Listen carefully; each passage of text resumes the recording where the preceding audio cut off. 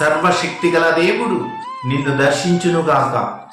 ప్రధాన కాపరి నిన్ను అభిషేకించునుగాక.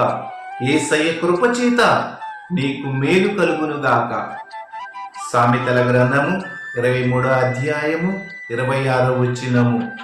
నా కుమారుడా, నీ హృదయము నాకిమ్ము, నా మార్గములు నీ కనులకు ఇంపుగా ఉండనిమ్ము.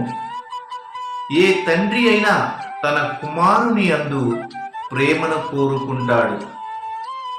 అలాగే తన పిల్లల నుండి తండ్రి అయిన దేవుడు కూడా ప్రేమను కోరుకుంటాడు.